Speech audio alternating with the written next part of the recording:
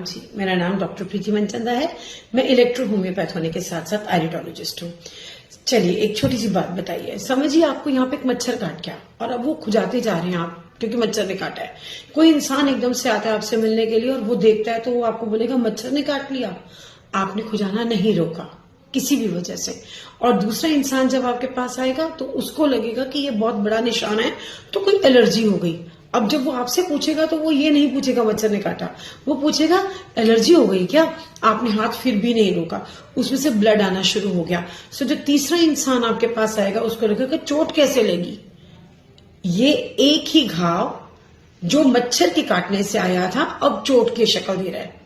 हमारे बॉडी में होने वाली प्रॉब्लम्स का कुछ ऐसा ही हाल है। सबसे पहले आपके शरीर में, आपकी बॉडी में न्यूट्रिशनल डिफिशियंसीज आती हैं। कुछ ना कुछ ऐसी चीजें जो आप गलत कर रहे हैं, गलत खा रहे हैं, या जो नहीं खाना चाहिए, जो खाना चाहिए वो नहीं खा रहे हैं। तो उसकी वजह से जो फेरबदल आता है ना, वो उस मच्छर के काटने जैसा है। जब ये आपको अपना एक असर दिखाता है तो बीमारी का रूप बदलता है। समय बीतने के साथ साथ उस बीमारी का रूप बदलता जाता है। तो आप जो टेस्ट कराते हैं, एक्सरे, ब्लड टेस्ट, वो गलत नहीं है, जरूरी है, लेकिन वो आपको बताते हैं कि क्या हुआ, क्यों हुआ, ये नहीं बता सकते।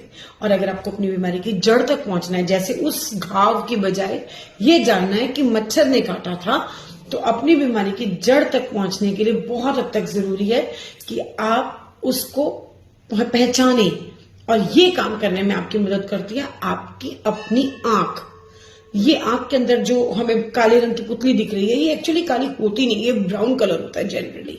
और ये एक आइरिस है।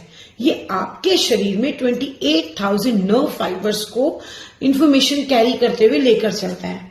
इस आइरिस की स्टडी को हम आइरिस एनालिसिस कहते हैं, जिसे हम आयरिडोलॉजी फॉर लाइफ भी बोलते हैं, कम से कम मैं बोलती हूँ।